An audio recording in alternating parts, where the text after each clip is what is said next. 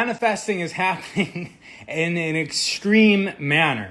If you guys have been manifesting, let me know what has been happening. I actually am in basically just the tail end of one. I'll share the story. So I was on Instagram doing the scroll, and I came across this reel that said that there's a 40-mile strip of PCH, which is Pacific Coast Highway, right next to, or Highway 1, right next to the ocean, that has been shut off because of a mudslide or something like that. So there's a 40-mile strip where you can go ride your bike right next to the ocean. And I just had a thought about, it wasn't even, I'm not really attached to my thoughts, but I was just like, that would be, that feels good to go ride my bike there.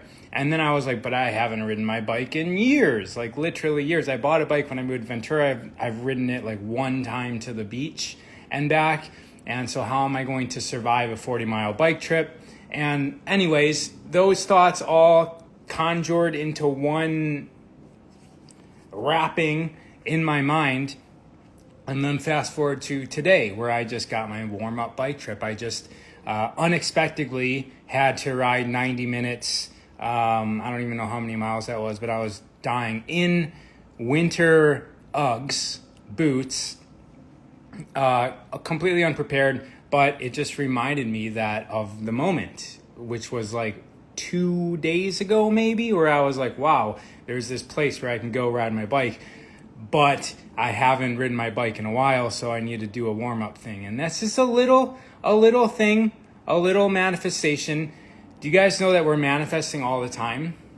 That word manifest, does anyone know what that word manifest means? Manifest. Manifest means to reveal to the eye. Manifest, to reveal to the eye. It means that you are revealing something to yourself because we have an eye. So to manifest is not an act of force. It's not a skill. Manifestation is a revelation. It's a realization that you are creating, that you are a part of the creative process, that you are a contribution to all of this. That's what manifesting is. It's not anything woo-woo. Manifest is actually a word, and it has a meaning, just like any word has any meaning. And speaking of us misdiagnosing meanings of things, sweat. I was thinking about sweat. What are we told sweat does? What are we told that sweat does? Sweat, apparently, I'm sweating right now, actually. I'm very hot. I was just wearing too much clothes to go on a bike trip. Sweating, one of the functions, which I would say is one of the functions, is it makes our skin wet. And then when our skin gets wet, the salt water evaporates. And in that evaporated process, it cools our skin. And what we're taught in school is that this was the evolutionary advantage that us humans have. And there's still tribes that exist right now. What are they called? Is it the Hutu? No. Huns? I forget. Are they Bushmen? There's tribes of people that they do something called, what's it called? Where they basically run after animals. And the way that they can't kill the animal because the animal's faster than them. It can outmaneuver them. Endurance hunting is what I think it's called. Endurance killing or something. And the way that the humans can catch up to these animals is the animal eventually has to pant to cool itself off, because four-legged animals, like this ones that they're hunting, don't have sweat cells, sweat glands. Pardon me. I'm The blood's everywhere in my body. Sweat glands. So the animal has to pant, and then the humans can catch up to them, and then they have dinner. So sweat is supposed to be an evolutionary advantage to keep us cool. I feel that, like most things, we have minimized it to basic function, and then we're looking at it kind of like surface level. And I would even say laughably superficial. It's reduced down to a mechanical function, and then that's it. Oh, this thing makes it wet, and then it evaporates, and then we get cooler. So then explain to me, so if that's the only function of a sweat gland. I keep on wanting to say sweat cell, which is going to lead me to my point here. If sweat's role is to evaporate to keep us cool, then why is the part of our body with the most sweat glands in an area where that is impossible to happen? Does anybody know where we have the most sweat glands on our body is?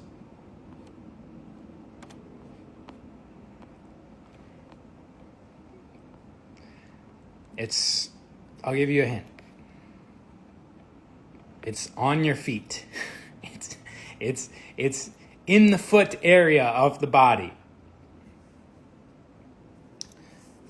Path Foragers saying, okay, so I got some, so it's the soles of the feet. The soles of our feet have over 250,000 sweat glands. And so for me, what I do, because I study wide. I do study deep-ish, but from just the way that I've lived my life, I study wide, and I get massive perspective from many different areas. And with that perspective, I can triangulate questions like, if sweat's role is to keep us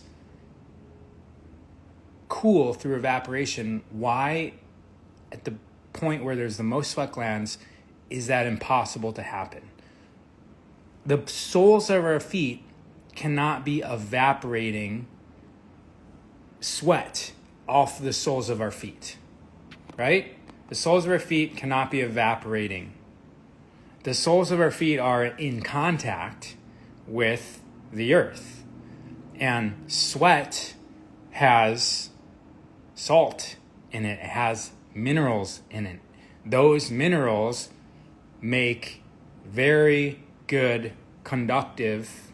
It can transfer electricity, electrons. From where? From the earth, where we are most likely to be standing on. And so that's just, I don't know why I thought about that, besides the fact that I filmed the whole Kriya this morning about that. But I'm sweating right now, which is another manifestation, another revelation.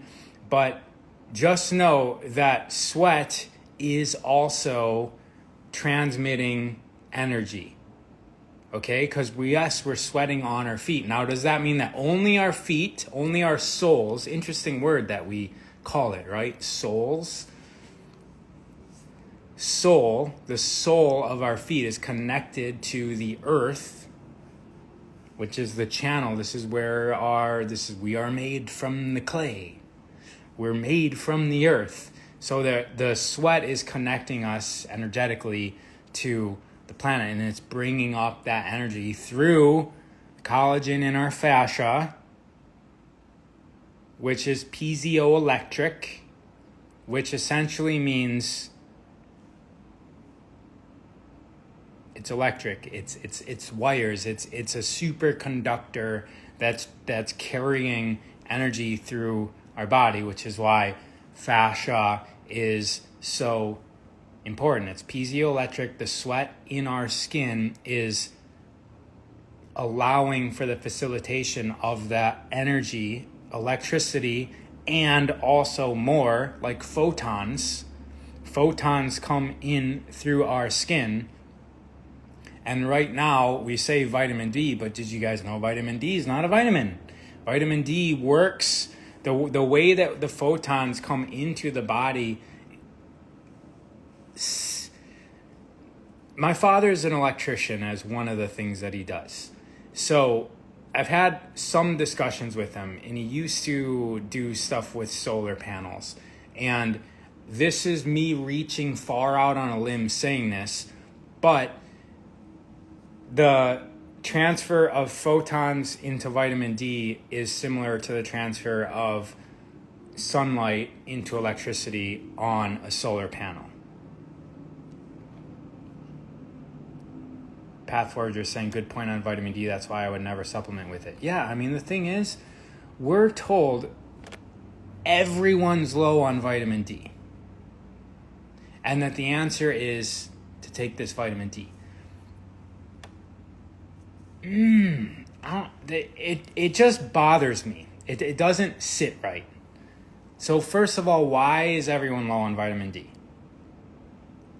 I'm low in vitamin D.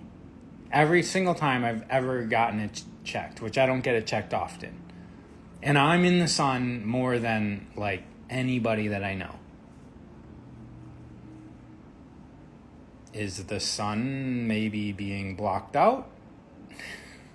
That's the question. That's where I go. Yes, we are photosynthetic. Photons. All right. So just know that sweat is good for you. And then there's all these things about, like, if you go out into the sun and then you take a shower, you're washing away the benefit of being out in the sun. So be aware of that as well. We can be autotrophs. I actually don't know what that means. Self-trophies? We're trophies of self. What is an autotroph? That probably sounds better. What is trough? Trough. Not sure what autotroph is. My sweat glands were affected after I had spinal cord stroke.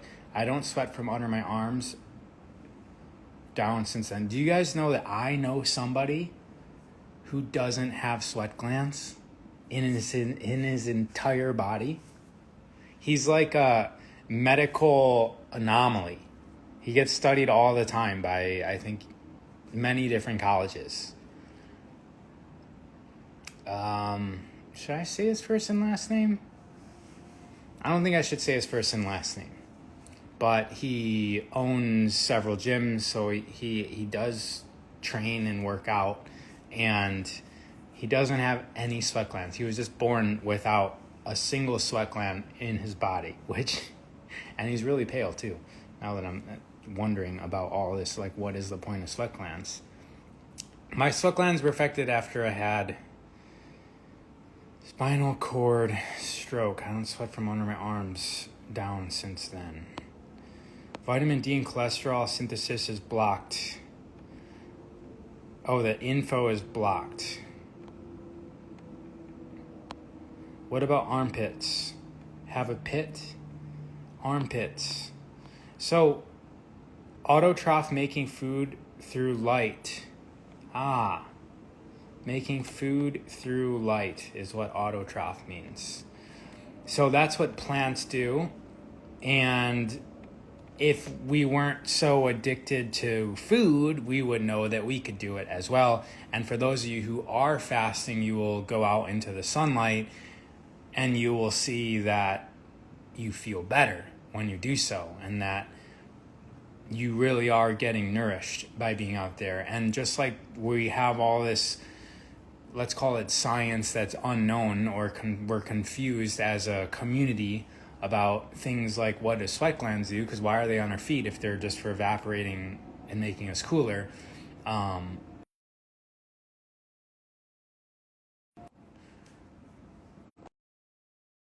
Do not disturb. Why is melanin black, dark, if it... You can't do this to me again. How is this happening? All right.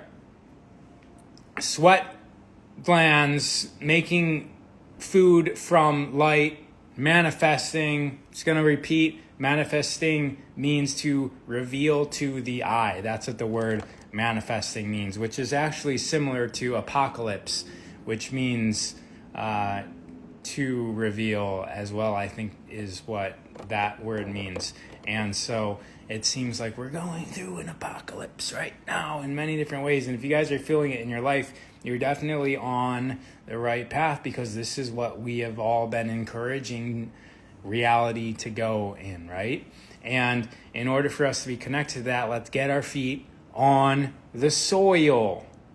Soul,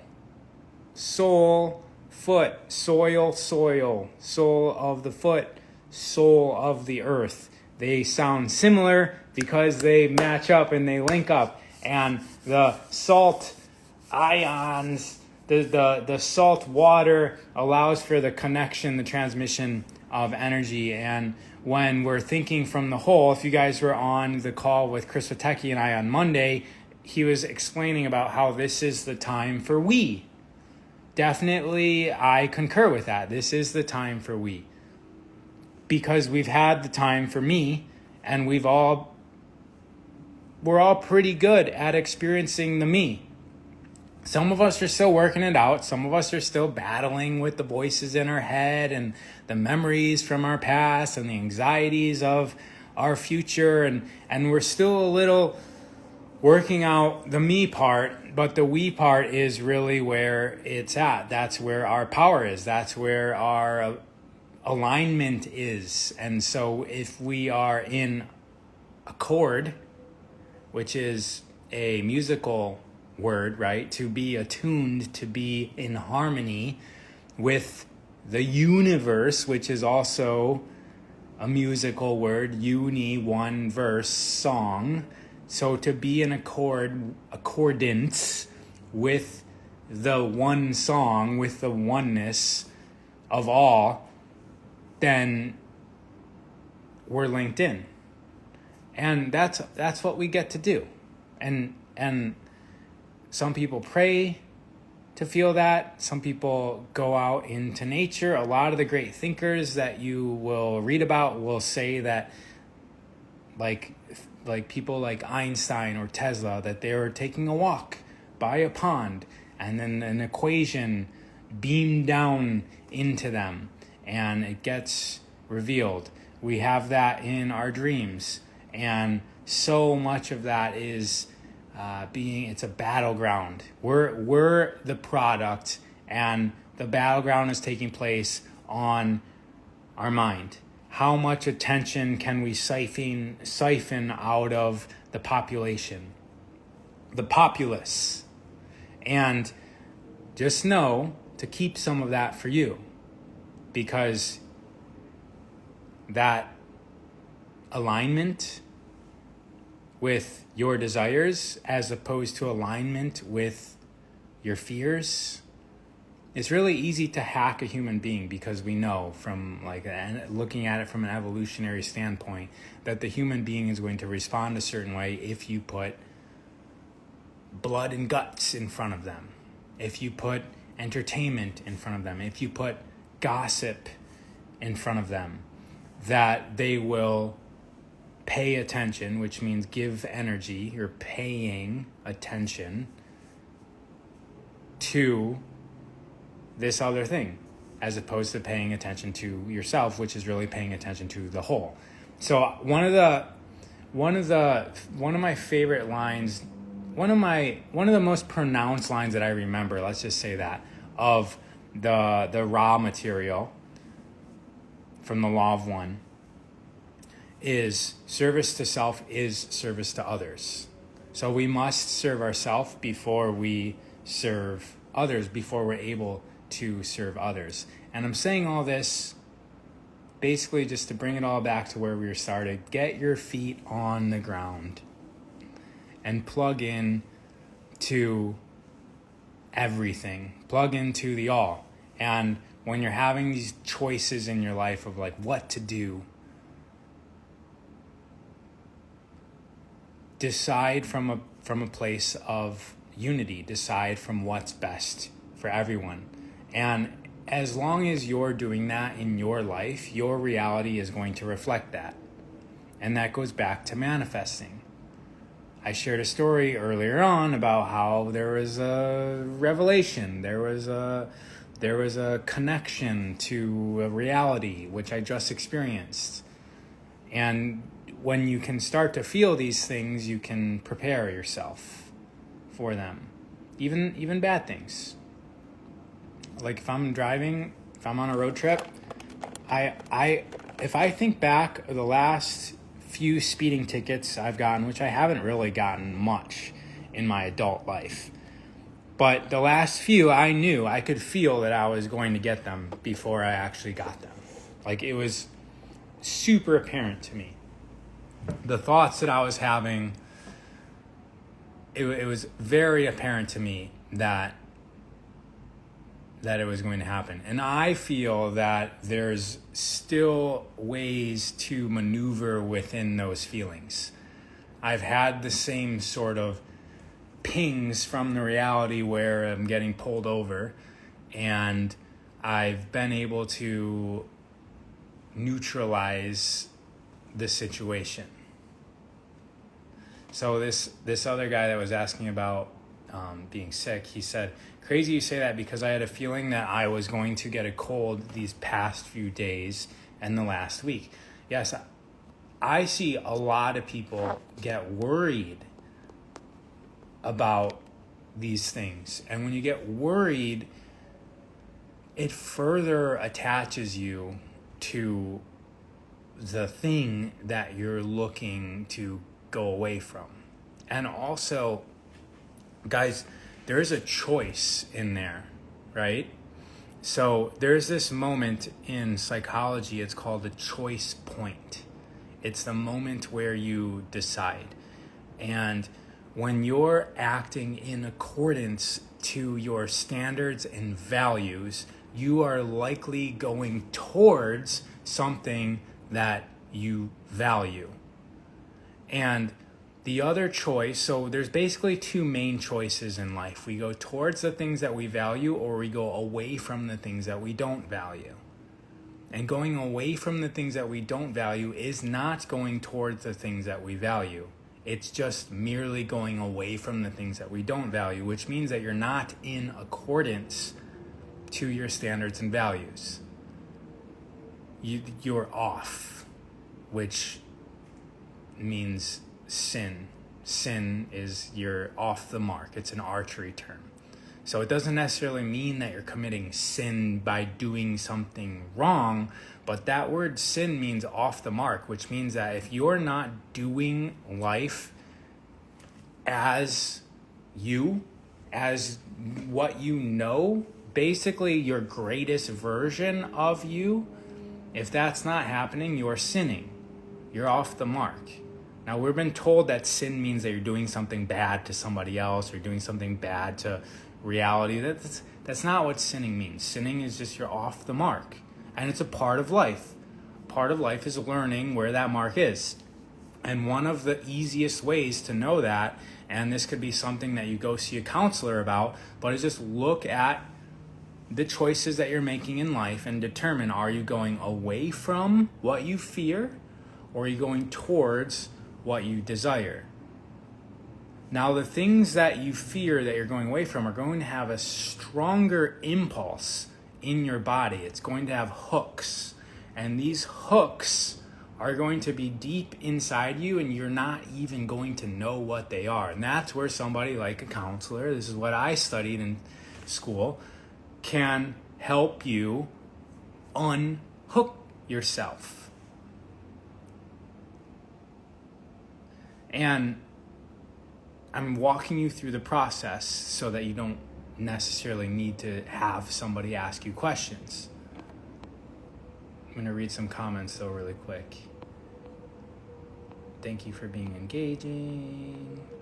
All right, so in order to unhook yourself, you need to know. You need to know what it is. So when you determine the choices that you're making, so just think of a choice right now that you haven't made. And a lot of us have choices. Do I go to this school? Do I do this career? Do I date this person? Do I feed my kids this way? Do I have a conversation with this person? Like, we have all these choices. And we first determine, are we going away from fear or towards desire? And if we're going away from fear, we get to feel what it is. Feel it. What are the feelings? Because these are the hooks. The hooks are feelings. And then the mind is tricky. The mind is a trickster. The mind is essentially just, it's a tool that adapts what our beliefs are into, they make them real. It finds proof for our beliefs. That's what the mind does. It finds proof for our beliefs. So if we have these hooks that are obviously telling us that that's a bad idea, obviously, we're not even going to know because the mind just makes it obvious. We're just not going to know. So you figure out the emotion that's associated with the fear and you just play with it. Ask yourself questions. Why? What's making me afraid of this? And once it's all revealed, it's really easy just to acknowledge it and unhook yourself from it, unattach yourself to it. And it's not necessarily that you have to dissolve those hooks. Those hooks can stay there, that's fine, because the goal isn't to make running away from our fear better or stronger or more efficient. The goal is to find out where the desire is. Where are we in alignment? And what would we be doing for that? What's the correct choice? What's the decision? Decides means to cut off. So decision means to cut away what is not serving you. Decision is about detachment. And if the word you isn't doing it for you, then go back to what I was saying earlier, which I wasn't planning on getting this deep. I don't even know how I got here. But if you're having trouble making a decision, go one step further into what is going to serve the all. What does the all desire from me? And you hear many people say, what does God desire from me? And I mean, I've heard so many people say that. I go through life listening to God. That's what I mean here. If that's your language, if it's not your language, then what's the all? What would the all desire from me? What is best for the all? And if you're in alignment, if you're in attunement, accord, if you are in accordance with everything, then you have the momentum of everything with you. And that's the cheat code. That's the cheat code. As opposed to running away from your fears, which is absolutely going nowhere. You're just going to go and bounce into another wall. The next step is going towards your desire. And the next step is getting in accordance with the grand desire, the grand plan. Then you're working with everything. You're surfing the waves of reality. And you're watching the show. So here's a statement. Thank you for saying this, Maureen. I just heard some seriously scared health problem, and I've been sickly since childhood. I don't want to be sick no more. So just reading this statement, I don't know anything about Maureen, but just reading the statement, you can see Remember what I was saying. We all make choices. There's even a choice of being. I don't want to be sick. What is that? That is running away from the fear. So now we have an identity, and I'm just using you as an example. I may be off the mark, but just as an example for everybody. I may be talking to you, Maureen, I may not. This might hit, it may not. But as an example, if our identity is wrapped around not being sick, what do we need for that to exist?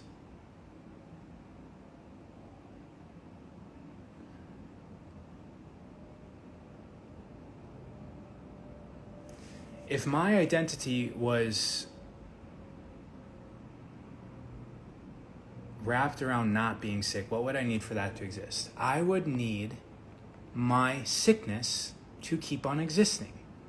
If my identity was to pull myself out of this hole, I would need the hole to exist. I would be a hole climber out of I would need the holes to exist. So in this case, the hole is sickness. And so there's a lot of us that are fighting this thing, the war on cancer.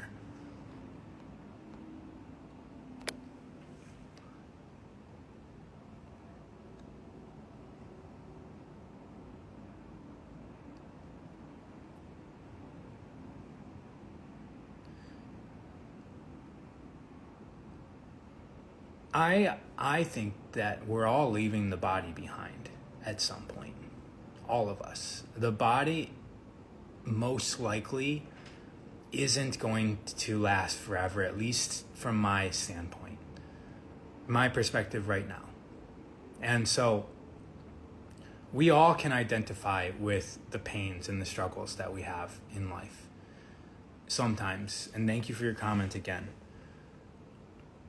It's going to be very difficult to ever get more than you feel that you deserve. That's one of the golden rules in life. Or another one is it's very it's going to be very rare that you're going to get more than you ask for. And so if you're asking for not being sick anymore, what are you asking for? There's no clear definition. So it's like getting into a taxi cab and just saying, take me somewhere that's not here. They can't do their job.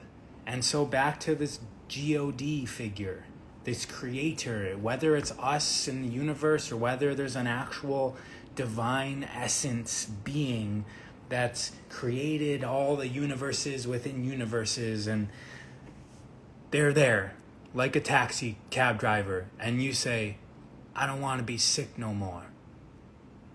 They can't do that job. All they can do is say, all right, this one's a fighter. They like fighting. Let's give them more to fight about. This sounds super simple.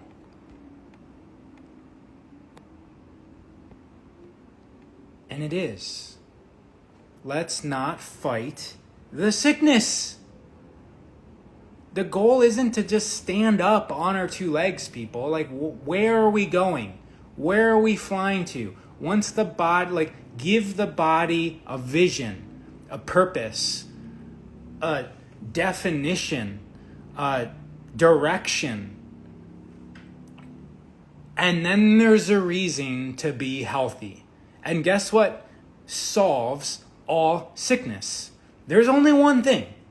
It's not medicine, it's not this, it's not that. The thing that solves all sickness is one thing.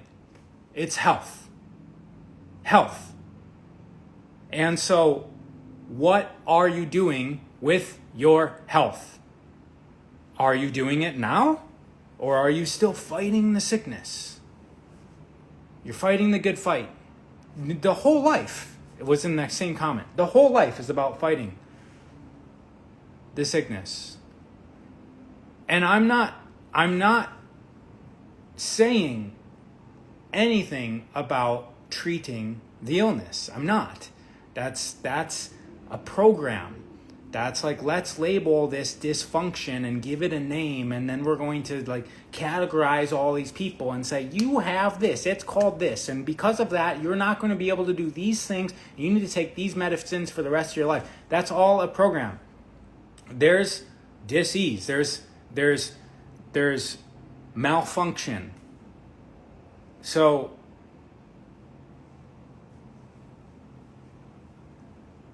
and I would say the fixation on trying to get function back is running away from what you fear. It's not in alignment. It's not in accordance to your greatest version of self. What is your greatest version of self doing in this moment? Even though you are, quote, sick. What are you doing? What is the sick version of you doing? And what are you doing tomorrow? And what are you going to be doing in 5 years? Guys, when we lose vision, we begin to die. We begin to die. We begin to crumble. We are dying when we're not progressing.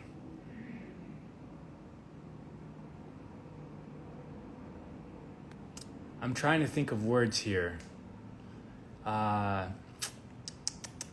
What's the words that symbolizes growth? And then decay. Decay. If there's no usage, there's decay. If there's stillness, there's decay. If there's just sitting in the corner, in the dark corner, and like a decay. So get out of death and decay and go towards greatest version of self. And you guys are going to be greatest version of self your entire life. Okay, so imagine a rose, imagine a flower. Let's imagine a tree. Okay? Starts off as a seed, right? Starts off as a seed. Really hardy, strong. You can throw a seed down a mountain, it won't really break. Gets planted in the earth, and then it grows. And it grows into this little sprout. And while it's that little sprout, it's vulnerable.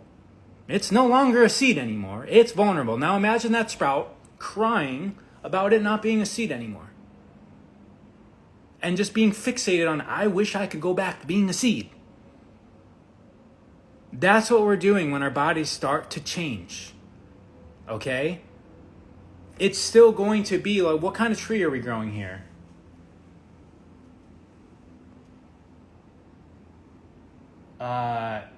Cashew fruit tree, which is a gigantic tree. Or should we go baobab? Let's go cashew fruit. Or let's just go palm tree. That's a date palm tree, I believe. Because there's little orange things on there that might not be dates. But let's just go palm tree. Palm tree, super vulnerable. Something can step on it, something can eat it. It's gone. It's not a seed anymore, but as a seed, it was still a palm tree. It grows up, it's a little sprout, it's still a palm tree. It grows into a palm tree, it's still a palm tree. But it's no longer a seed. It doesn't have the flexibility and the brightness of the sprout. It's now a tree, and it's now producing fruit. And the fruit go down. Eventually, the palm tree, is going to start to lose all of its leaves and not grow any new ones back. Now, at this point, the human being will say, well, that palm tree's dying. That palm tree is old, useless, almost gone, about to tip over. And we have this fixation on being this other version of ourselves, something more beautiful. Guys, we go through a cycle. And I mentioned death and decay before as something not to do, but now I'm going to mention is like death is a healthy part of life. Death is an extremely healthy part of any healthy ecosystem. And getting to know your body this time around and still acting in accordance with the greatest version of everything is going to give you the greatest happiness, the greatest sense of purpose, the greatest momentum, the greatest reason to live. No matter if your lungs are stuffed up, you don't have functioning limbs, you're bald, you have a debilitating illness, there's still a reason that you're here. And to know that and to find that, that's what we're all doing. We're all here for a reason. And the reason isn't to go away from your fears, to go back to what I was talking about. It's super important for us to know that. We're not here to run away from things. That's a lesson for us to learn. And we're all facing that. Literally, all of us are facing it. I'm running away. Oh, now I'm facing it because the way to my greatest serving self, that thing that I'm running away from is a part of it, and I conquer it, and then it no longer exists anymore.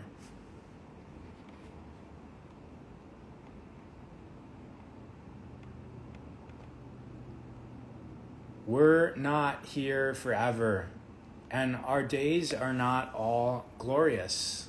Some of our days are filled with pain. Are we able to center ourselves within the matrix of everything and be whole? Holy. It's another word. Holy. Holy. Holy. What things are holy? What do we associate holiness with? Holiness, it's this great essence. What does that mean? It means one with the whole. We can all be holy if we are acting in accordance with the whole. Maureen's saying, I love being in the present. Thank you for bringing me back. Any suggestions for minerals and electrolytes, please? Yeah, since we're on the HE channel, I just want to say that Gary's, he's into the diatomaceous earth, and I can definitely say that whatever he's doing is working. And mineralizing the body is extremely important. Minerals are what carry the charge, the energy, right? I mentioned salt being in sweat, and then there's minerals through our body, and the minerals in the entire planet are like the nervous system of the planet. That's how the energy flows around the planet. And we can look at things like the waterways as the blood of the planet and the oil channels as the blood of the planet as well. But the mineral veins, like even the precious metal veins that are going through the earth, this is the nervous system of the planet. And it carries itself into us because we're eating things made from the earth, and then we're filled with minerals. And I mineralize water with something that they're just little droppers that I put in water. That's my preferred method. And you guys can get anything from any health food store. Just look into some of these companies. You know, like if in general, when I go to a health food store or anywhere and something's in plastic, immediately I'm kind of like, but why? Why is this in plastic? Right? So that's one way to decipher the values and standards of the owners or the decision makers of those companies. Like I'm talking about like something that's like a liquid that's obviously going to get that plastic is going to penetrate into that liquid, and then I'm supposed to drink or eat this thing, there's a difference. And it's a lot more expensive to use glass. It's a lot more pain for the company, a lot more, because things break, then they have to refund it. All of this stuff, it's heavier to ship. It's so.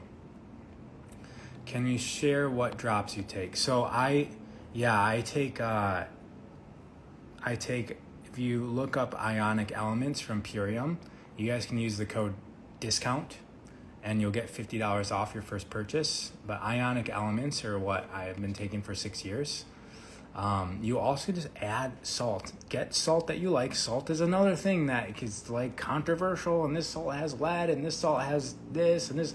So look up the salts that you like, and you can just add salt into water, a little pinch. Now, don't make it too saline, because then you give yourself a saltwater flush, which for those of you who are constipated can do that. You basically add, I think it's a teaspoon for a liter of warm water, and you drink that whole thing in the morning, and then you're going to have diarrhea for most people, but if you're constipated, that'll also help move out. Can chest tightness be released with fascial maneuvers? It's a scary symptom I've been having for 4 years. I think that movement in general, and especially fascial maneuvers, are definitely going to help that, because this is not just here. It's connected to the entire body. And the fascial maneuvers, especially just totally twisted and anti-gravity, which are like some of the first ones you're going to learn when you go to humangarage.net, they're going to be addressing a lot of what's going on here. And once again, it's not about addressing the dis-ease. It's about making the whole body integrated so that you become aware of what's going on.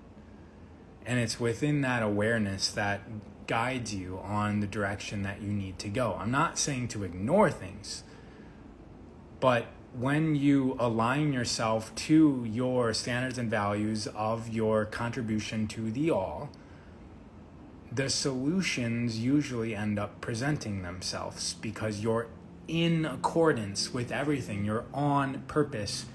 You're on point.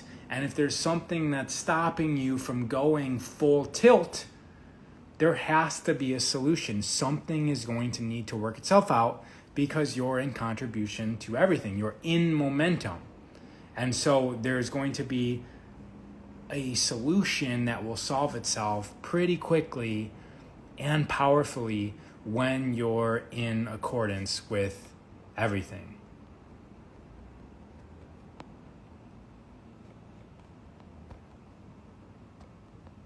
Concentrated seawater. Like, are you drinking? No, it has to be a product, right? Like, you can't just be drinking seawater. That would be ballsy. That would be awesome. No, Ionic Element is from Purium. You can go to my website also, and there's links there. Any recommendation for good salt? So what are we currently using? It's in a box. It starts with an M. It's not Morton. It's something like that, like Mamot or something like that. It's not Celtic or red sea salt. It's, can you be too aware? That's a great question. Can you be too aware?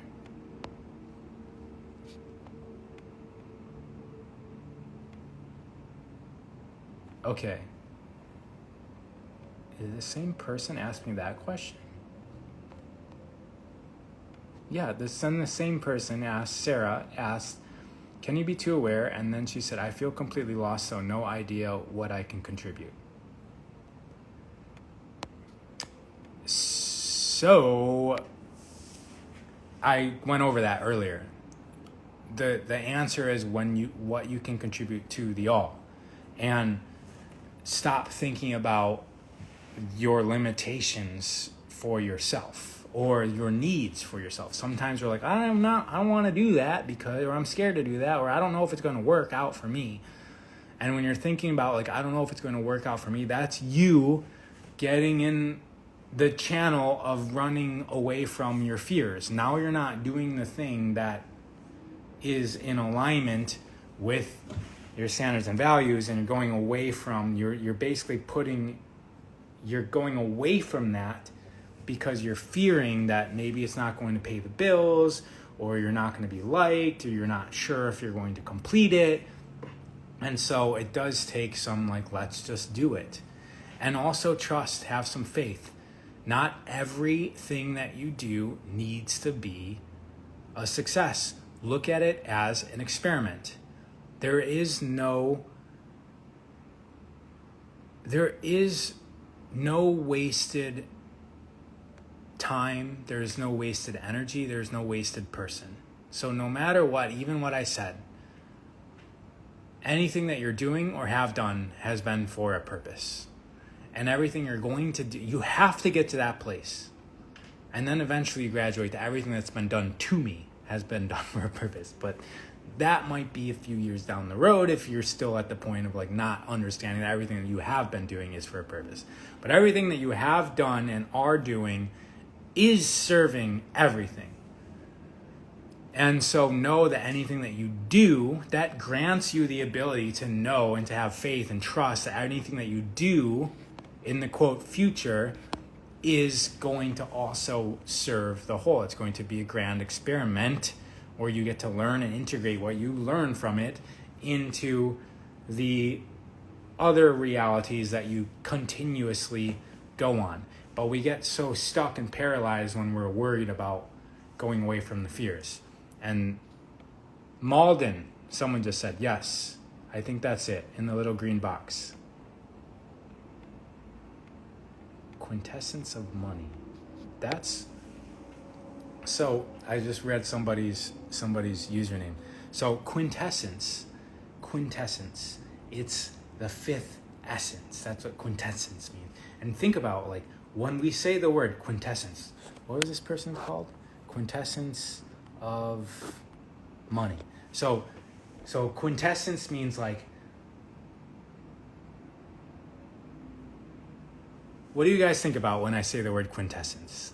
I just say that because I have my own sort of meaning for it, and what I think it means is based on my understanding of the English language. But it's like the essential, like it's like the perfection of the thing, right? But yes, someone said 5. Gil said 5. Yes, quintessence means the fifth essence, the fifth element. And the fifth element is ether. And so the quintessence is this etheric, it's the ether. It's the thing that's aligned with everything, which just, I'm going to close off this whole thing because this whole thing has been alignment, being in accordance, accord, attunement, being in alignment with everything. When you're quintessential, that means that you are with the ether. You are in alignment. You're in flow with the thing that permeates everything. And that's what quintessential means. And so these words, playing with words and learning about words is amazing. It restructures, and it just gives me, when I see these words in the comments, it gives me something to talk about, which is why we're here. I really believe everything happens for us, not to us. It's all a part of the journey. It is. Everything is quintessential for a reason, and it's up to us to enjoy the show. Can you share your personal website account? It's raofoearth.com. It's raofoearth.com, or it's ra, so ra_of_earth. And I'm on here every single Wednesday at noon Pacific time. Thank you guys for your comments and contribution, and move into your life in trust that you are quintessential for everything that exists. Bye-bye, everyone.